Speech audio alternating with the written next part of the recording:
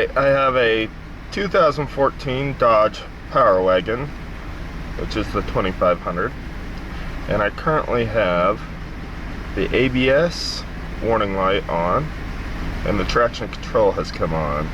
As you can see, I also have a message saying to service the anti-lock brake system. So I purchased this pretty awesome scan tool, which doesn't just give you the basic codes, it runs a full system, and as you can see, I'm having impulse left wheel distance signal receive. Here we have the wheel sensor on the left side, and to verify that, I followed the cable up. If you can see it, goes up to the center and then it goes up. It's really hard to see, but you see one of the connectors, one of the two, the left and the right, they connect up to the left of the, as you're facing forward, the left of the gas tank.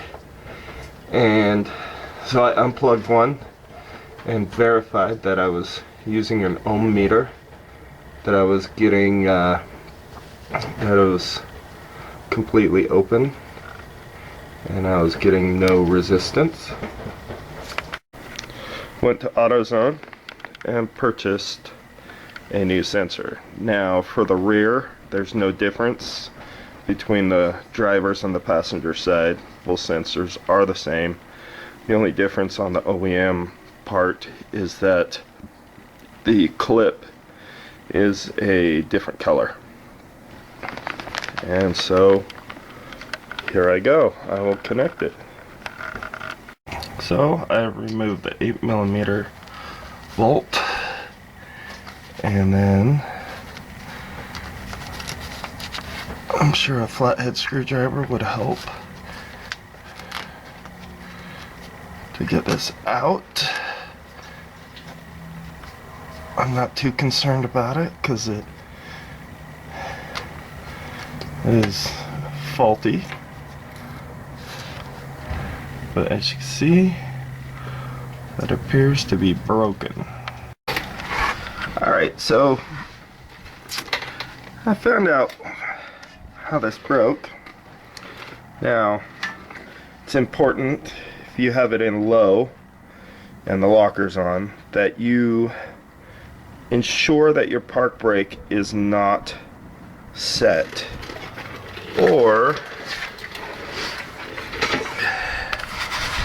you might be able to see that there's a slight gap there where this, oops, piece is part of this back plate over here. That one, and at the bottom. So yeah, sheared it off, and all hell broke loose inside there, and damaged everything. So I'm gonna get this sensor replaced. As I remove it, I'll be clipping on the new one so I don't forget which way it's routed and where the clips mount. But hopefully that fixes that problem, and I'll be replacing that back plate and all the park brake components down the road here. I'm not excited to see how much that will cost. So it looks like there is a slight difference in the connectors. As you can see, the new connector, which appears to be originally for the passenger side, has a little tab here So no problem, I'll just cut that off and it should just fit just fine. See, they're very similar except for the tab. So two other differences between the original and this new cable is this protective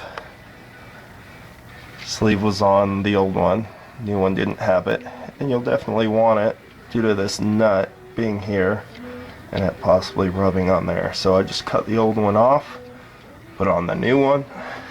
There's also a length difference, and I just kind of use the brackets and just had the extra length up here just to keep it out of the way.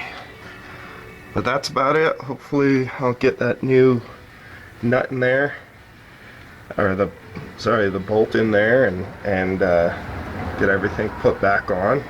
Won't have an park brake for a while, but that's okay. Hopefully this fixes it. Alright, replace that. As you can see, ABS light goes away, and I have four-wheel drive again, just no park brake on that side, and that's okay.